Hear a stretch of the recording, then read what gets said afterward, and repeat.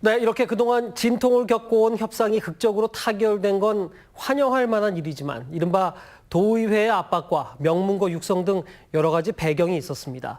무엇보다 명문고 육성 문제는 충청북도와 교육청 간의 새로운 갈등의 시작이 될 가능성이 높다는 분석입니다. 계속해서 구준혜 기자가 보도합니다.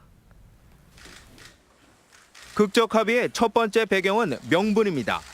지난 지방선거에서 고교 무상급식을 공약했던 이시종 지사는 선거 후 분담률 조정과 단계적 도입을 요구하며 말을 바꾸는 듯한 태도를 취합니다. 이에 김교육감은 이 지사를 향해 교육 투자에 인색하다며 날선 비판을 서슴지 않았습니다. 결국 이 지사가 여러 비난을 감수하며 시간을 끌기에는 명분 싸움에서 불리하다고 판단한 것으로 보입니다. 무상급식은 현행대로 가는 것이 도민들의 걱정을 덜어드리는 가장 무난한 길이겠다고 우리 자치단체에서 결단을 내려주신 것이고, 두 번째 배경은 도의회의 초강수 압박입니다. 충청북도의회는 합의에 실패한 양 기관이 시한을 넘길 경우 내년 예산안 심의를 보류하겠다고 최후 통첩했습니다. 결국 강도 높은 압박이 물러설 곳 없던 양측에 중재 효과를 발휘한 겁니다. 교육위원장부터 압력이 세갖고 얘기하지 마 그냥 얼마나 그냥 압력을 나한테 놓든지 그냥.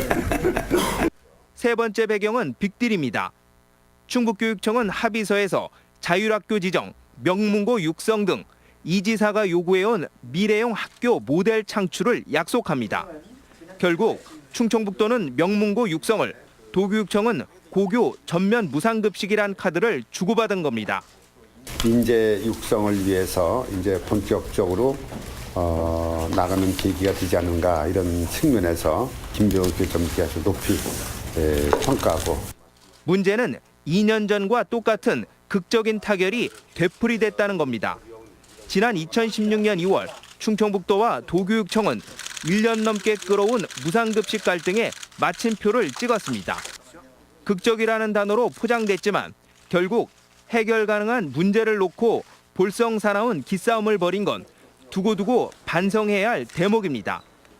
CJB 뉴스 구준혜입니다.